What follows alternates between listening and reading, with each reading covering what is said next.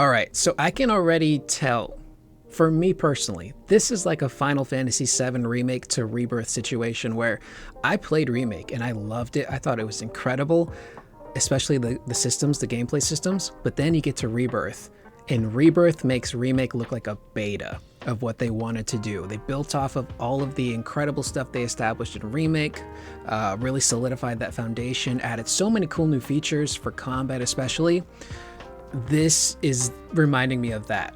So essentially, this is like a more polished, deeper version of Ghost of Tsushima in terms of all of its mechanics. And I can already see that's going to be a problem for some people, because I know there are people out there who they play these games and they really want the sequels to be really different in terms of their mechanics, story, exploration, what have you. So for some people, they might see this and go, oh, it's just more of the same.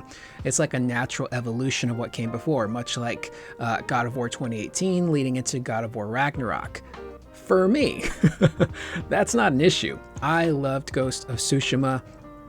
I played the crap out of it. To this day, I still randomly fire up my PS5 and jump back into that world and just explore because it is so much fun. I love the combat. I love the exploration, riding my horse, just being in that environment and being at peace. It's very calming, especially with all the crap going on in our world today. Just to have an escape like that, I think is super cool. This is sick.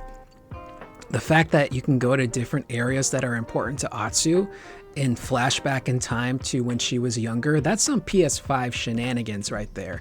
I don't think you could do that on PS4 because it looks like it's changing the environment around you. I don't know if it's changing the whole world, but just what you're visualizing in front of you seems to be affected by that change. So that's pretty cool. And I think it's a really great way to learn more about Atsu and get attached to her character and her story instead of just being told something or just watching a cutscene. You can now go back and relive it as child Atsu, which I think is pretty cool.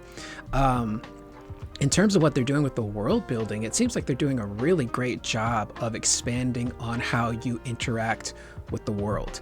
The Edge of Japan, for example. And specifically, like, you can interrogate enemies now. That's really cool. In Tsushima, Jin might say something to an enemy and then he might kill them, and then something would pop up on the map that you would want to go investigate. But now it's like, okay, you've got a guy on his knees. What do you do? That sounded wrong. Do you interrogate him?